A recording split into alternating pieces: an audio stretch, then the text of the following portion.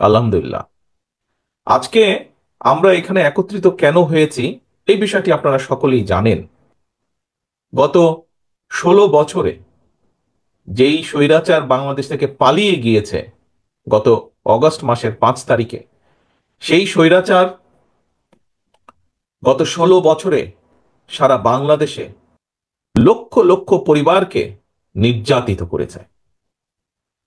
শুধুমাত্র পালিয়ে যাবার কদিন আগেও, পালিয়ে যাবার 1 সপ্তাহ আগেও থেকেও সেই পলাতক স্বৈরাচার প্রায় 2000-এর মতন মানুষকে হত্যা করেছে।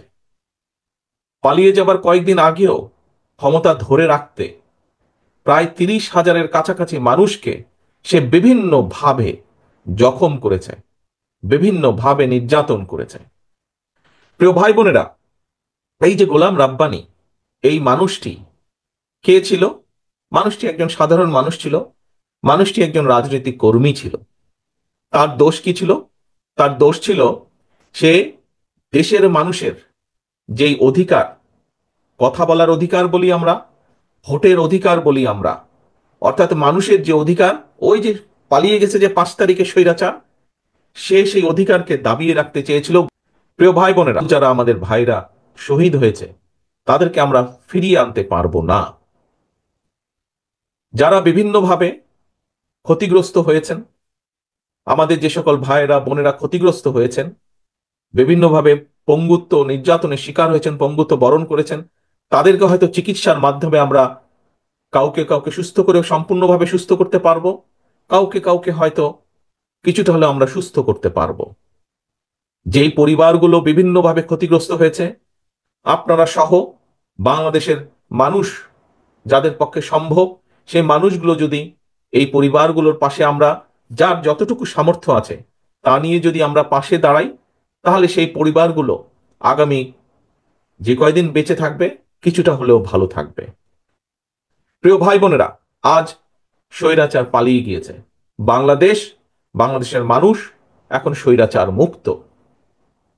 এখন সামনে আমাদের আরেকটি বড় যুদ্ধ। কি সেই যুদ্ধ? যেই সংগ্রাম, যেই আন্দোলন বিগত 16 বছর যাবৎ এই দেশের মানুষ, বিশেষ করে রাজনৈতিক দলগুলোর নেতাকর্মীরা করেছিল মানুষের সহযোগিতা নিয়ে, মানুষের সমর্থন নিয়ে, সেই অধিকারকে, যে অধিকারকে প্রতিষ্ঠিত করার জন্য, সেই অধিকারগুলোকে পর্যায়ক্রমিকভাবে আমাদের এখন প্রতিষ্ঠিত করতে হবে। যারা শহীদ হয়েছে, যারা নিজের জীবন দিয়েছে, তাদের লক্ষ্য কি ছিল? প্রথম লক্ষ্যই তাদের ছিল মানুষের রাজনৈতিক অধিকারকে প্রতিষ্ঠিত করা, মানুষের বাক স্বাধীনতাকে প্রতিষ্ঠিত করা। কারণ খুব সহজ কথায় যদি আমরা বলি, এই যে মানুষগুলো আপনারা এখানে যারা বসে আছেন অথবা দাঁড়িয়ে আছেন, যারা এই আজকের এই সমাবেশে উপস্থিত হয়েছেন, বিভিন্ন কথা শুনেছেন, প্রত্যেকটি মানুষের বিভিন্ন বিষয় আছে। কেউ এখানে কৃষক আছেন, কেউ এখানে ছাত্র আছেন, কেউ এখানে বিভিন্ন পেশার শ্রমিক আছেন। প্রত্যেকটি মানুষেরই বিভিন্ন বিষয় আছেন।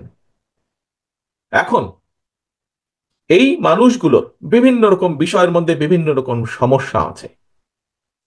এই সমস্যাগুলো, বেকার আছেন, বহু শিক্ষিত বেকার হয়তো এখানে বসে আছেন, আপনাদের কর্মসংস্থান দরকার। বহু কৃষক আছেন, কৃষির বিভিন্ন সমস্যা আছে, পানির সমস্যা, বিদ্যুতের সমস্যা, বিভিন্ন রকম সমস্যা আছে। সেই সমস্যাগুলোর সমাধান প্রয়োজন।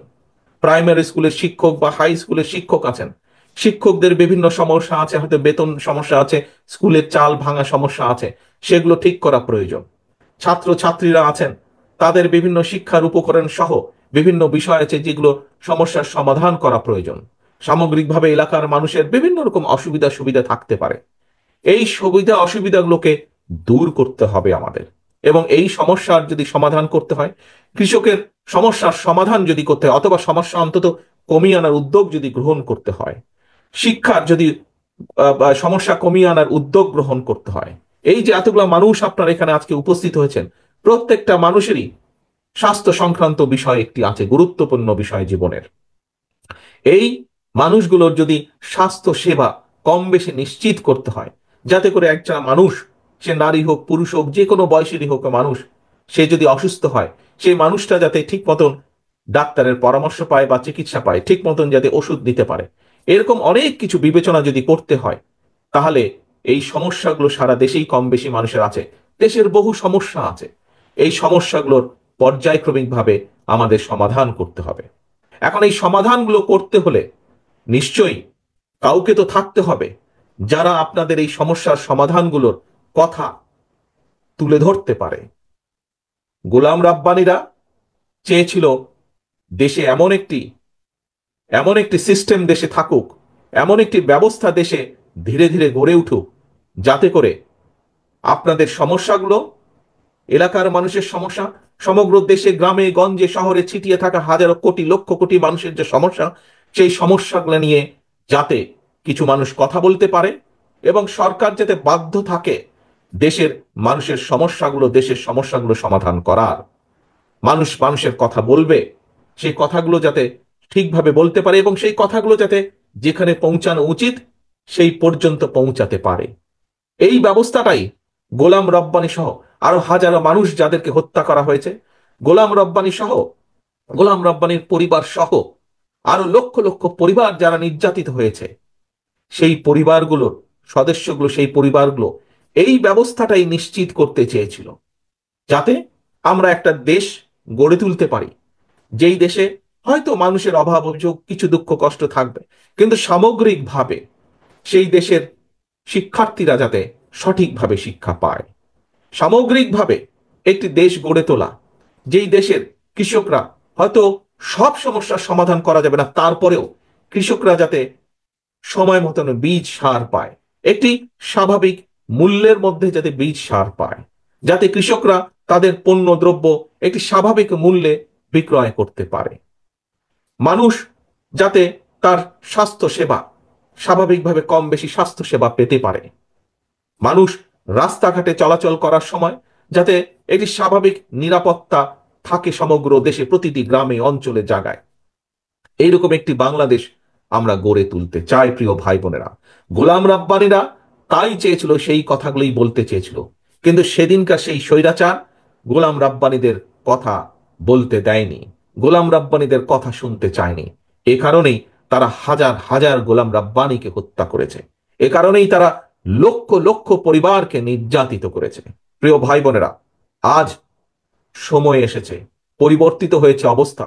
স্বৈরাচার এই দেশ থেকে বিদায় হয়ে গিয়েছে, পালিয়ে গিয়েছে। যদিও যদিও স্বৈরাচারের প্রেতাত্মারা, অনেক সহযোগীরা এখনো এই দেশের আনাচে কানাচে লুকিয়ে আছে, তারা বিভিন্ন ষড়যন্ত্রের চেষ্টা করছে।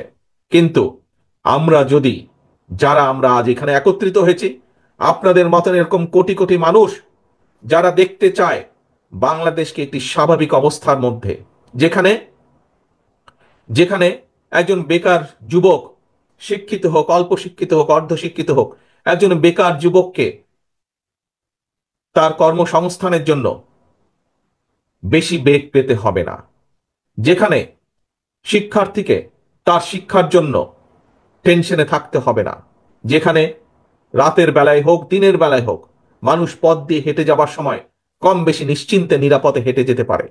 একটি স্বাভাবিক একজন মানুষ, সাধারণ মানুষ নিজের দেশ সম্পর্কে যা চিন্তা করে, যা কল্পনা করে, সেরকম একটি দেশ আমাদেরকে গড়ে তুলতে হবে।